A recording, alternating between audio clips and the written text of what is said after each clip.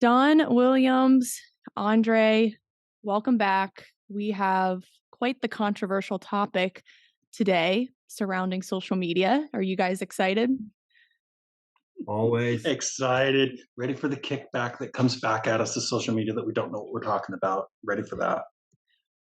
Andre and I were just discussing this, and I think when it comes to this topic, we're walking on eggshells and we're afraid at times what other people are going to say and they might take it out of context. And for me, I'm not going to hold back in this discussion. And I probably won't talk too much. I'll let you guys hash things out. But I do want to start off by reading a paragraph I wrote in a blog I am writing on social media, and it's called Entitlement, Quick Fixes, and Narcissism: Impact of Social Media on Youth. And I was very honest in this article, and I'm going to read the portion that is titled Beware of the Entitlement and Quick Fix Cultures. And then Don and Andre, I'll let you guys give your opinion, agree or disagree with it, and then we can expand from there and start the discussion. Does that sound good? Cool. Okay, here we go. Social media doesn't showcase the harsh realities and oscillating ups and downs of life. It gives you unrealistic expectations that you deserve a life of constant happiness and luxury. It's brainwashing kids to see life as a fantasy. Just become an influencer and it sunsets on the beach for you. 4-hour work week? No problem. Just become Tim Ferriss and passive income rolls in. Graduate college with a degree? You definitely deserve a 6-figure entry-level job because social media told you you deserve more. Hate your 9 to 5? You definitely should quit and not stick it out because you were told by an online life coach to follow your passion. Hate waking up early for work? You deserve that 2-hour morning routine, minimal hours for maximal pay in your first year of work. To make matters worse to all of this, the algorithm rewards short form content, which teaches you that everything must happen quick. There's no push for consistency, there's no reward for good old fashioned hard work, and there's an odd sense of narcissism that you're entitled to everything. The truth is, life is made up of a tiny fraction of dreamlike, amazing moments. You'll spend 10% of your life riding on a unicorn and 90% trudging through the mud. Social media fails to show the richness of life. Instead, it peppers you with the highlights without showing the work, adventure, and challenge along the way to get to these dazzling moments. Life is hard. You're guaranteed to go through loss, heartbreak, tragedy, and so much more. This doesn't mean throw your hands up and scream, well, what's the bloody point of this dark world anyway? You can actually find meaning in the struggle. The human spirit is so incredible because it has the ability to overcome adversity. To realize that life is a continuous adventure with guaranteed suffering is to live a purposeful life. That's what meaning is. Meaning isn't getting to the finish line, the scholarship, the wins, the accolades. Meaning is the compilation of ups and downs before the finish line. It's facing the darkness along the way with courage. It's getting back up on your feet. It's plodding on after you fail. If you went straight to the finish line and it were easy, you'd feel numb and empty when you got there. If you were given everything you wanted all the time with ease and no hardship, that's when nihilism creeps in and makes life become more robotic. That's when the world would truly be a dark place. I spoke my piece. I will let you guys expand from there. Man, I tell you what, I read an article the other day that said youth suicide rates are up 30% in the last decade. What's changed in the last decade? Increase in social media use. I'm not trying to draw an accurate conclusion. I'm not even sure I'm drawing a direct conclusion, but I am trying to think just logically what has really changed in the last decade with youth. It's a scary time. And I said in a podcast the other day with somebody else that look, we all, I'm sure every one of us can point to moments in our high school careers or, time in high school where we were tormented by older kids. We were tormented by kids. I mean, most youth have been, today we call it bullying. Back then, we just thought that that's the way it was. I don't really talk with many friends from high school. My center back, I still call every year or two, and we still talk, but most of my friends don't. I think social media today makes it so that kids can't even run away from their tormentors. They need to feel this constant need of wanting to be able to prove themselves that they've done well, that they've done right, and they can be stalked, they can be tormented. Social media has absolutely made it harder on kids nowadays to be able to get away from that. I guess that's my opening thought. What about you, Andre?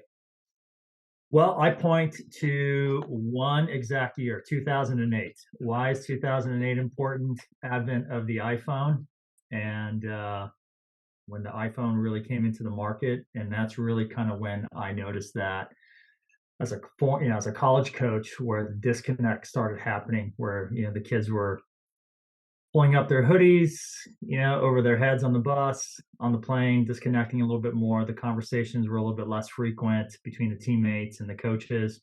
And I kind of started seeing this pattern. And it was one of the reasons why I always wanted to take my teams to Europe, is that, Wi-Fi was really not available back then. And the kids had a complete disconnect, or they were going to get a $500, bill from their parents and not be really happy. And then that kind of changed. And I just uh, I see a lot of changes happening with young kids, and I think that even as adults, I mean, I would be a hypocrite to say I don't get on social media, because I do. I'm on it. Kind of, it's an easy way. It's how people are communicating now. But I think that the level of anxiety that is creating with younger kids, specifically after COVID and that whole isolation period, where I think where everybody just, became introverted in a lot of different ways, and their only way they could communicate with each other was through social media in terms of what's happening. So there's positive aspects of social media, and revolutions have started because of social media in terms of the impact of it and how people communicate. But I think that there's also, like Don said, there's so much negative that comes out of it. And I think there's got to be a balance, right? It's what we promote, and everything in life, there's got to be a yin and yang about it. And I think that if we push too much one way, there's going to be some negative effects to it. And so, Eric, when you're talking about the whole, I think you're referencing MLMs, multi-level, marketing. And I see it, because in social, like in the social media scope of things, usually everybody points out what's going on. That's great. Nobody really talks about like what the negative is. But man, I have lately seen a lot of people on social media just like begging for help. Like, hey, I'm super depressed. If that's what we're doing, is like I just don't know. I just feel like there's a lot of things I agree with, and there's a lot of things I don't agree with it. So it's a balance. On And in the fact, I've even seen, I'm sorry, Oh, Erica, go go ahead, ahead. Don. I've got a friend of mine who's, I won't mention her name. She's kind of a social media star. Um, and I've seen her talk about on social media, really, it's really down, really depressed, really. I'm not saying because of, we don't know all the reasons, but I have a hard time believing that this constant bombardment of thoughts and ideas doesn't affect us, because I think it does. I think it affects me when I see people say negative things about me and what we're trying to do, and I know where my heart's at. I know where Andre's heart's at. We talk a lot. I know where we're at. I know why we're doing this. And I know it's not just a money grab that we're doing this for. Of course, we have to make livings. Everybody's got to find a way to feed their families. But I know it affects me. I know it affects me for days when people say negative things about me. And it's really not that many. It's 3, 4, 5, 6 people that come at me a lot. And it affects me. I wonder how this affects younger kids that don't have life experiences, that aren't prepared, that haven't lived enough and long enough to know that it's only temporary and it's only a few people. Don't let it get to you. We preach this stuff a lot. Don't let it get to you. It's okay. Put it behind you. Follow your own path. But that's really hard when you're 18, 17, 16, 15, 14, 19, 20, 21, 22. Very hard. And I'm glad you're bringing this up, Erica, because I get called old and out of touch. That's how I'm attacked. It's like, oh, you don't know what you're talking about. You're old. You're out of touch. You don't know what's going on social media. You think this, you think that. You have no idea because you're an old man and you're out of touch. So I'm glad you're bringing this up too. I think that's a brilliant point that even adults still struggle with feedback on social media. So imagine what it would be like for a teenager growing up through this. And it's terrifying to think that your online persona, online avatar is more powerful than who you are in person. So people will see you online and they have this idea of you, but if they never meet you in person, they'll never know who you really are. So their only perspective is what they see on Twitter or Instagram or TikTok. And the same goes for young kids too. And it's it's just really tough environment to be growing up in. And I think it does have its benefits, but I don't think it's helpful in a lot of ways, but it's tough for youth to discern how to use social media to their advantage. It can be a place of community connection. I never would have met you guys and met great professionals in the industry. I'm sure a lot of young soccer players can say they never would have connected with players from other clubs or out of state and built a community. So that's all great, but people have to use discernment on when it's augmenting to their life and when it's subtracting from their life. Yeah, and I mean, I don't know if you heard the same.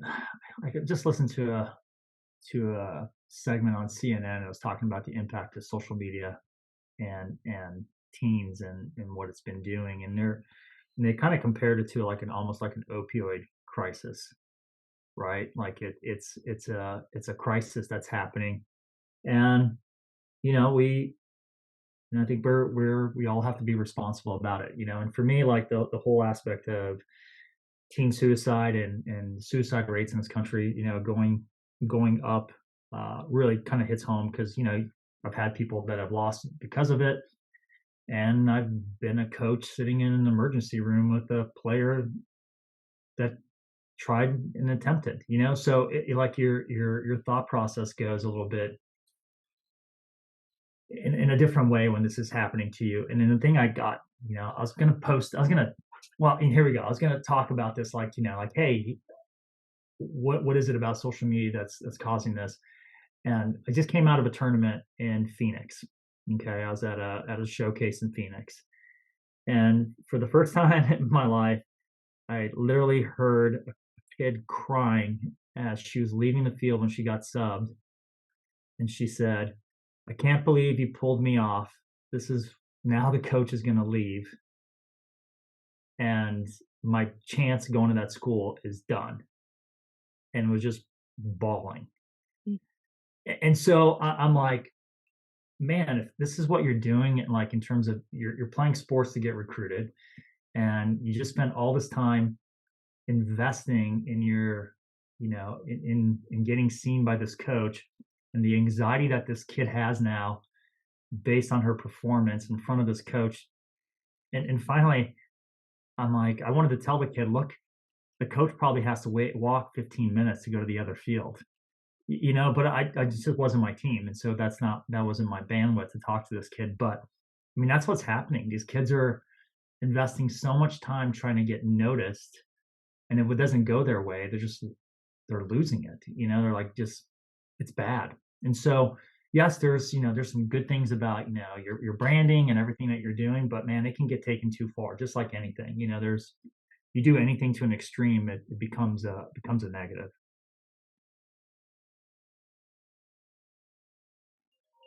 I think we talked about this at the convention about the idea of feeling entitled to your dreams and going to your dream school and just being sold this idea, well, if you just like work hard. It will definitely be a guarantee, and it will increase your chances, but it doesn't always work how you want it to go. And some players end up chasing the wrong schools, and they check all the boxes and they think they have an in, but then their dream comes crashing down and it doesn't happen. And I don't think we're being honest to kids about that. I think a lot of coaches and clubs are telling kids that they can go to these schools and just not being realistic with expectations. I don't think social media is helping this as well. So, Don, I know you and I discussed this in depth. So, what are your thoughts on this when you check all the boxes and it still doesn't work out? Well, so coaches say for sure you're a D1 player. No doubt you're a D1 player, right? And then we've talked in the past about what that means. On the women's side, I think there's 9 levels of D1. And then on the men's side, there's probably 7 levels of D1. It's very striated at that. And but yet coaches just leave it like that. You're a D1 player. And then we give the other bit of advice, just find the schools you want to go to and then contact those coaches. So you've got this advice coming to these kids that you're a D1 player, just contact the coaches, just do steps A, B, C, and D, and E and F. And if you take those steps, that's how it works. And this is being spread by people with huge followings, big followings on social media as experts. And this is what they're telling kids. And that's simply not possible, even numerically, it's not possible to pull that off. For if you have, you have tens of thousands of followers, well, there's only 45,000 openings in women's soccer and 39,000 openings in men's soccer. And when you consider that only 2% are able to go D1 numerically and 1% are able to go D1 on the men's side numerically, 2% on the women's side, when you consider that, and you consider the numbers, and you consider the realities of this situation, um, you know, it's just not possible for 500,000 kids to all do the right things and then go play at the top 100 D1 names that we all know by heart and we all see on the sweatshirts. Um, it's just not possible. So I think there's that false narrative combined with just the realities of how humankind is designed and laid out, right? It's the old saying, too many chiefs, not enough Indians. Some of us are designed to be troops. Some of us are designed to be leaders. I really don't consider myself that much of a leader, and I never really have. I always would rather just have somebody tell me what to do, and then I'll go do a great job at that and help me design and work more collaboratively than say, I've got this big vision. This is what I want to create. This is how it's going to work. And then have that be such an accurate vision that I'm able to convey that cleanly to other people and then lead them on. So the idea that all of us are warriors, right? Not everybody is a warrior, right? We need people designing things in our society and they're not going off to war. They're not warriors or they're not that high level athlete. There's a reason why such small percentages make it at the top level. And a lot of it doesn't have to do with the things that we do. It has to do with how we are genetically designed. And then, so we have this old argument of nature versus nurture. How much of us is created and how much of us is learned, right? How much of it do we learn and how much of it was just created by our creator? And I think genetics has a lot to play with it. And we're sending a message, I think, today that genetics have nothing to do with it. It's how much you work. Grind, go to work, grind, work, and it will work out for you. Well, athletically, it just doesn't work that way. I've worked with enough kids, and Andre has, and you've worked with enough kids that you see the difference, right? It's just not possible. And Erica, I think like we're talking about sports in general, right? So think there's a difference between subjective and objective sports. Soccer is a subjective sport. Beauty lies in the eye of the beholder, who's the coach, right? He or she are dictating like what works for our program and what do I see as a good player or a player that this might not fit what we do.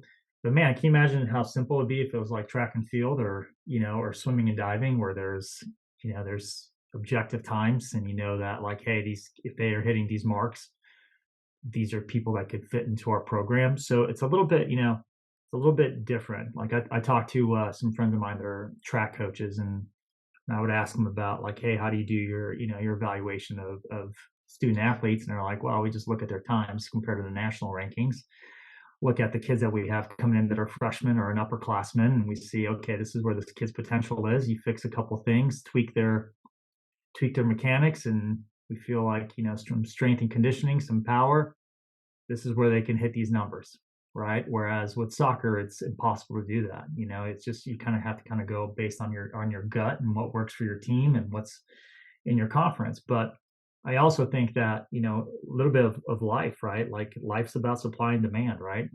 Like Don said, there's a massive supply amount and there's just very little demand. And so people are going to kind of overflow. It's like trying to pour a venti coffee in an espresso cup. It's not going to happen, right? It's not everything's going to get caught into that espresso cup. It's a 2-ounce cup. And so you're trying to pour, 50 ounces of coffee in a 2-ounce cup. Not everything's going to fit in there. And so, I think we, maybe kind of some Buddhist philosophy, don't look at what you don't have versus others have. Look at what you have versus what others don't. And your cup is always going to be full. And maybe that's the narrative is, and I've seen it. I've seen people pivot away from the whole Division One mentality, like push Division One, push Division One. And now the pivot is like, hey, if you have options, Division One, Division Two, Division Three, and NJCAA, it's all good. And so I think people have kind of figured it out that, what, maybe being in that specific type of program we're not going to get all those kids there. So, but my biggest concern though is that that kids play because they love the game, not because they're looking to get recruited. And I just saw, Yes. I just saw a post of a kid saying, Division One college coaches or NIL collectives, take a look at my video. What does that tell you? Now you're kind of throwing in the whole NIL collective of, let me increase my brand so my NIL collective value goes up. And I was talking to you about this at the convention, and the trend now is not the NILs going after maybe the college kids anymore. Is they're going to be going after the high school kids because that's the next evolution in this, right? And so I don't know. I just too much of a good thing is a bad thing. Like I love a good hamburger, but if I'm having 3 or 4 of them a week, it's not a positive thing for me. So moderation is the key, right? I guess with everything in terms of your intake. I want to challenge the discussion a little bit. And I think we're getting into something real good here. And this comes back to the topic of meaning and the purpose of sports. But I know both of you guys preach, yes, you need to work hard. Yes, you need to be doing more skill work and practicing on your own than the person next to you. Yes, you need to focus on your nutrition and your training outside of soccer. You need to stay healthy, take care of your body, and you have to put in the work. But if we're saying at the same time, well, that hard work, it might not guarantee the end result you want or that D1 school, then what's the point in working hard? Is all this useless? And I think it's fair to ask that question, but kids aren't being taught about meaning and purpose. And I think that's where we are missing a lot with our youth. So do you guys want to touch on this? Yeah, I guess, Don, if you don't mind jumping in. So I grew up in South America, right? And I have witnessed crazy poverty And I've witnessed, the absolute need. People ask like, why, why is there crime in these places? Like some of it's need, right? It's like you do whatever you have to in order to survive. And I think, for myself and Erica, we talked about this. My personal story was, I was told I was not a good Division One. I was not a Division One player, and so I had to take the risk of going to junior college. But that has taught me is the whole idea of perseverance. Maybe having a little bit of a chip in my shoulder and saying, hey, it's not so much about me working harder, but it's more about taking advantage of opportunities at the right time. And so, timing is a lot in terms of what happens in life. Being in the right place at the right time, that right moment is really kind of like what dictates some of the magic that happens in the world, right? And so you think about how many artists, that are just musicians just playing randomly on the street corner and somebody passes by that's like an executive at a major studio saying, "Whoa, what's that?" Right? And so it's not so much that you're trying to hone in on your craft, but it's just luck sometimes. It's just luck. And that's a huge part of life, is that sometimes you just have to have a little bit of luck on your side. And, you have to kind of create your own luck by the work that you put into it.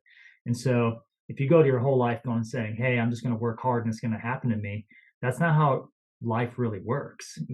Sometimes you just have to be in the right place at the right time. And, it could be a series of job interviews. You're applying for a bunch of different jobs, and maybe the phone call that you get on that interview, just whatever you say piques the interest of the right person. That's just luck. Maybe that person walks into that room and is part of that conversation and they step out, but in that moment they were there and they're like, I like this person. And so I think having that mindset of like, hey, I'm going to put the work in is valuable, because that teaches you character, right? That's a character trait. I always talk about that. Like hard work, perseverance, that's character. That's not a genetic thing in terms of, like my athleticism. But I think that taking the opportunities that you are given, taking a chance and a risk on them, is really as equally as important in terms of creating your luck, right? And I'm from Vegas, right? I live in Vegas, and so uh, here's the adages for Vegas, for those of you that you don't gamble unless you don't have the money. Like if you don't have the money to gamble, you shouldn't gamble. You come to Vegas to gamble for an entertainment aspect of it, right? And if you win, great. And if you lose, no big deal. I already planned to lose this money. I didn't plan on coming here to win money. And so when they come here, people gamble, they lose the money, they're still having fun, and they leave. And they're like, I'm okay with it. But if you came here with the sole purpose of, I'm going to bring this amount of money and I'm going to win back this amount of money, you're going to go home. And odds are you're going to lose. And that's how Vegas was set up, is, it's set up to people to lose, but they still come here and have a great time, because people come here with a mindset of, I'm coming here to be entertained. And so if you're playing soccer because you love the sport and you just love playing, it's a win-win. Your relationships, what you learn from it, the adversity, how you come back from it. It's not about the scholarship that you get, but I think this has now been completely flipped upside down, that the only reason you're playing is to get a scholarship and to get an NIL deal. And that's wrong.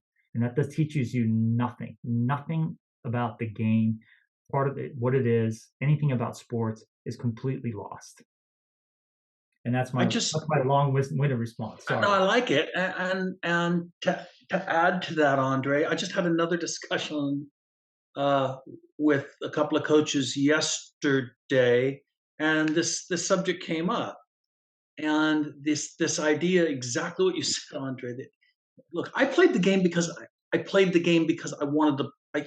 It was my escape. It was the one place in my life where there were no problems. I had horrible problems at home. I had a terrible home life growing up. Uh, very lonely, a few friends, but just not a lot going on in my life except for soccer. So in my spare time, I also went and had a basketball hoop and a wall that I could knock a ball against. And I would throw a baseball up on the roof and catch it. And let it roll down and catch it like it's a fly ball. And sports were a big part of my life because I enjoyed sports, not because I was working for anything, right? And I got discovered for the first time to be taken up to the next level because me and my buddy were at a park and a coach just happened to be there. And that's the luck piece you're talking about. But I kind of don't like, I'm not trying to crap on your point, Andre. I don't like the word luck because I believe you create your own luck through your own actions, right? It's not like you're sitting in your house and somebody happens to call and go, I heard you were a soccer player. Oh, that was lucky. No, it happens. It happened, at least for me, because I was out playing and having fun with my friend, and somebody said, those two kids are pretty good. Hey, you guys want to come play with us, right? For my own son, a friend of mine happened to see my son play and say he was pretty good, and brought him over to FC Cologne in Germany for a trial. How many Americans get that chance to go trial for a Bundesliga club? He was out in the field with Lucas Podolski. It didn't happen because of luck per se. It happened because he was working really hard and he was loving the game. And today's player, how many, and we saw this in college with our kids, Andre, um, how many kids really even want to watch, let's say, the Premier League or the NWSL, or want to watch MLS games, or want to watch college games, not because it's part of their homework assignment, because we tell kids, you need to watch these games. If you need to, okay, I'll sit down and watch it. No, it's like, oh, shoot, that's on. When I see kids going, hey, why are you doing your homework?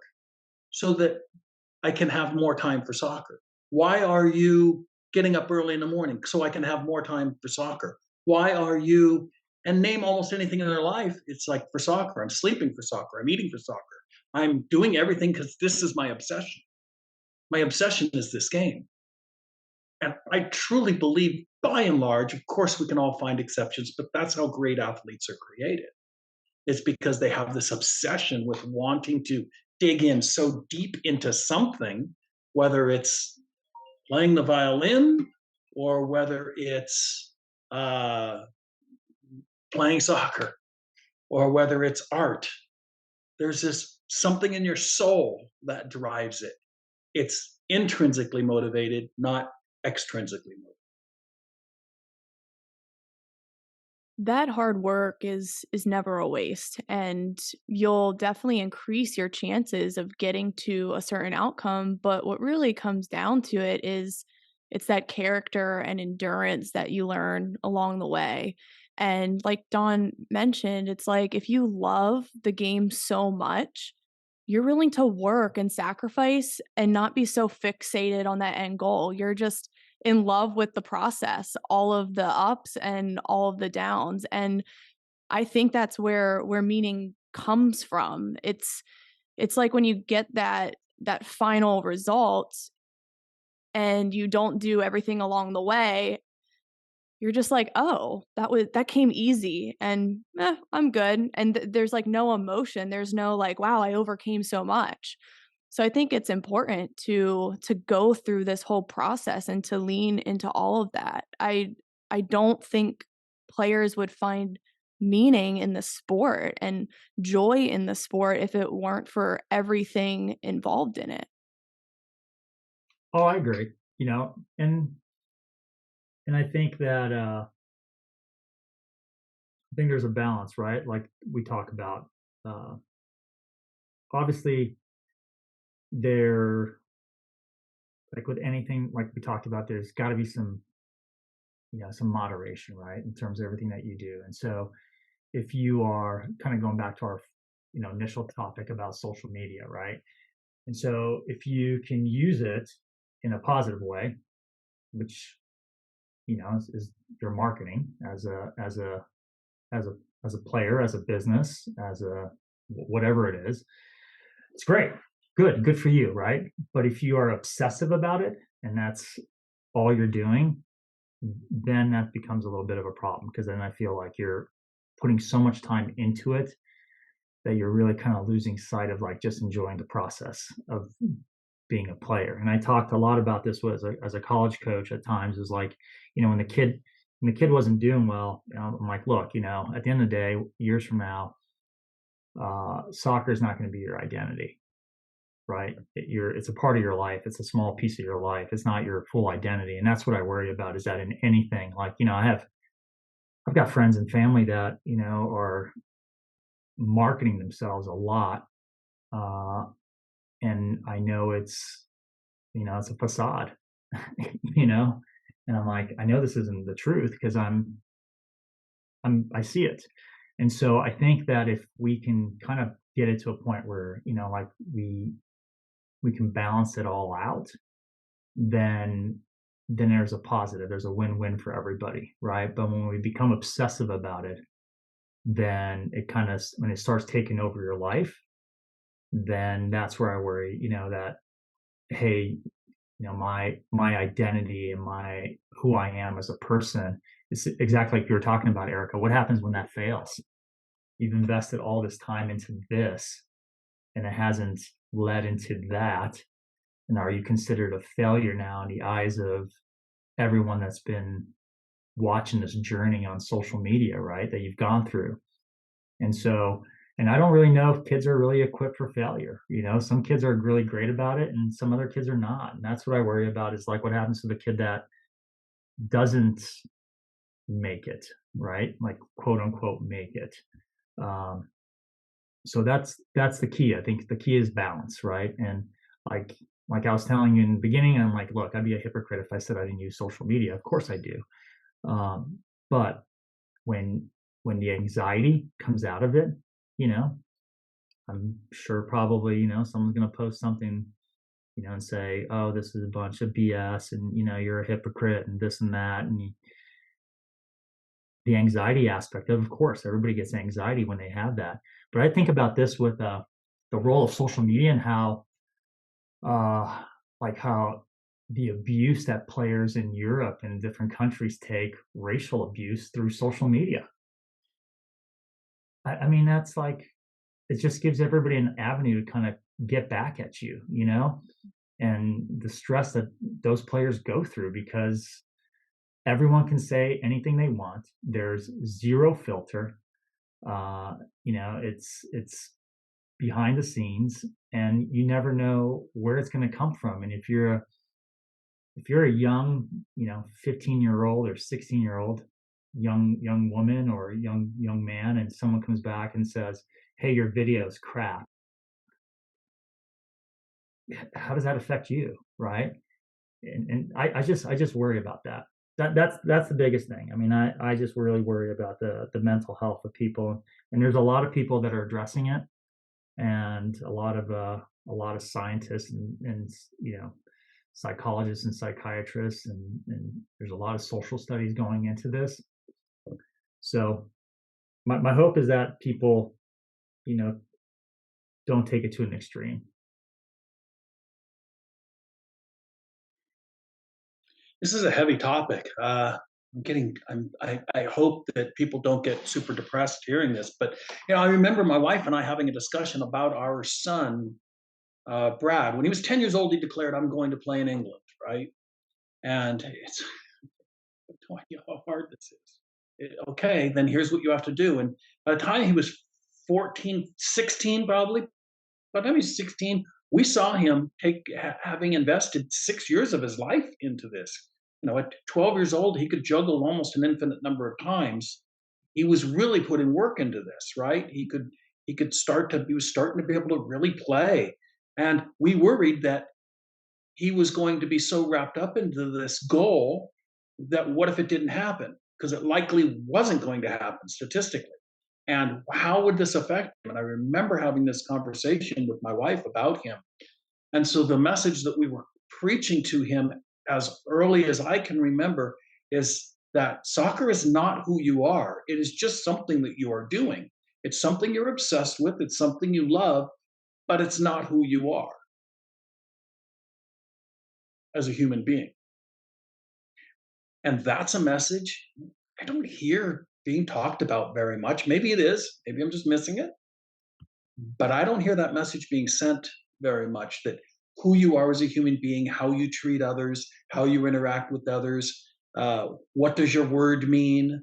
Uh, all of those things. What values do you have in life? And do you live to uphold those values that have nothing to do necessarily with soccer, insofar as it only interacts with your life?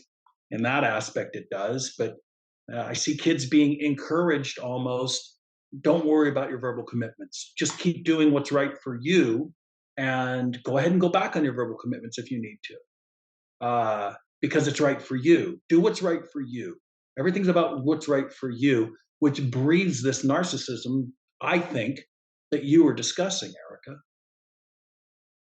Yeah, but we're all narcissists at the end of the day. Well, There's a sure, we certain are level of all concerned with narcissism self that everybody survival. has, right? Yes, we're all I concerned with mean, self survival. We need to be. there's a certain level of it, but when you take it to a certain extreme, that's when it becomes an issue. Yeah. I think an interesting question for everyone to ask is, if social media were to disappear tomorrow, would you be okay? And if the answer is no, then it's time to think through that. And I think we can live without it 100%. On the college recruiting front, we absolutely can get recruited without having an Instagram. On even the business front, not every successful business has a social media. It really depends on your situation. You can be really good in the area that you live, in your community, Mm. or you could be talking to schools that are right down the street and who are a right fit. You don't necessarily need it to survive and to have value in your life. And I don't think that message is being given to kids either, because of the whole idea of FOMO. Well, if you're not on, you're going to miss out on everything. You're going to fall behind and it's just going to be awful.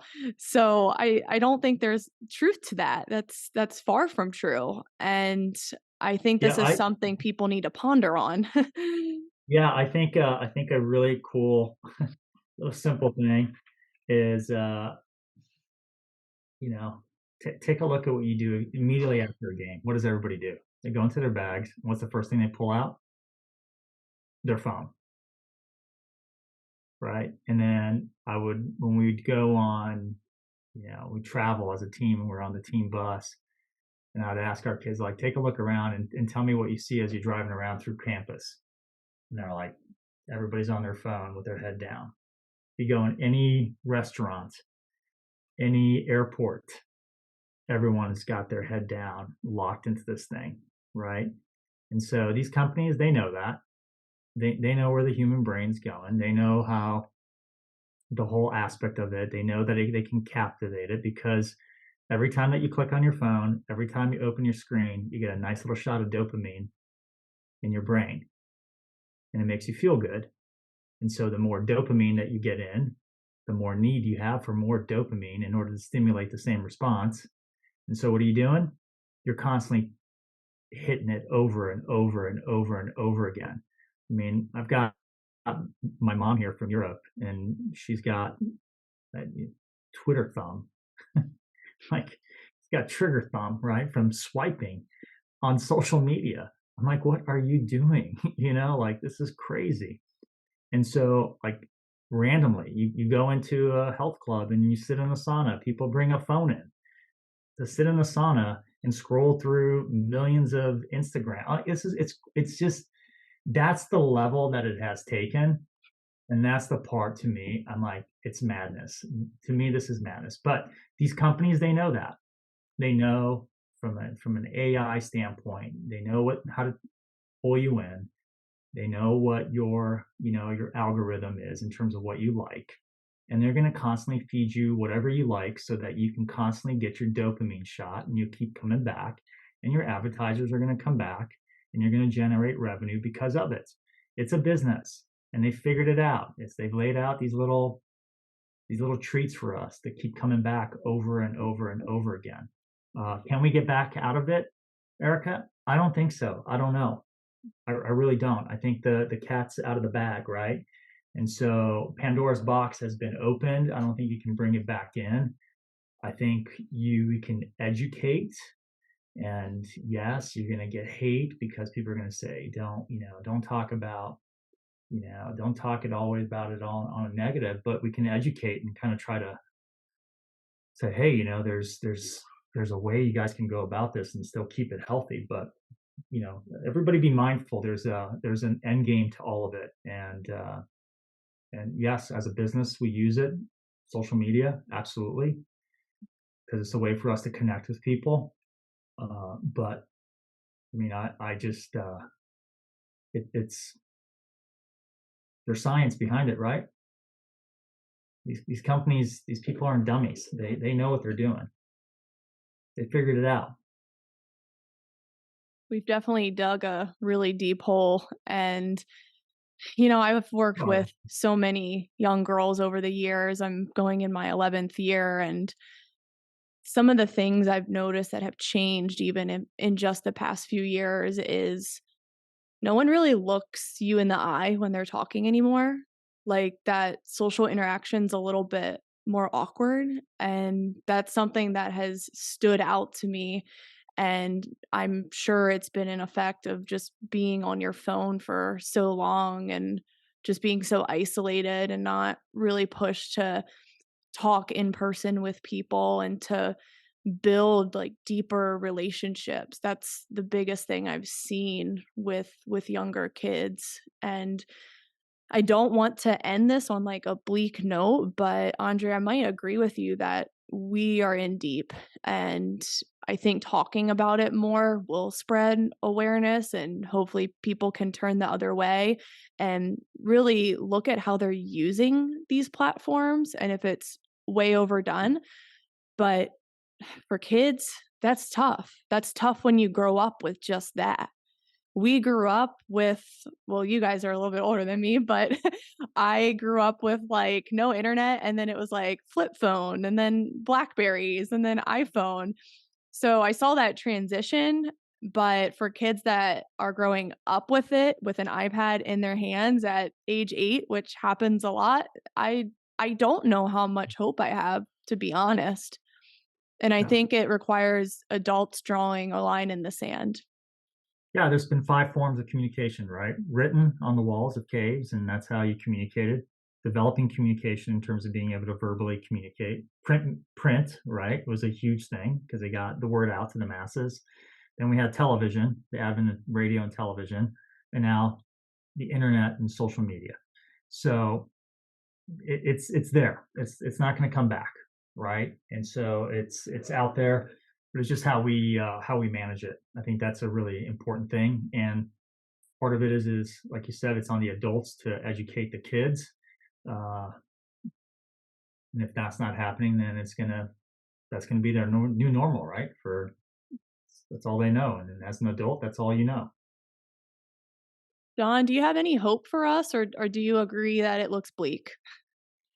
I think it's very difficult. I think education is the only hope we have of curtailing any of this. Um, and I hope it starts happening in the schools. I hope that kids start getting bombarded with the messages that we are talking about, that your value is not wrapped up in your avatar. Your value is not wrapped up in what others think of you.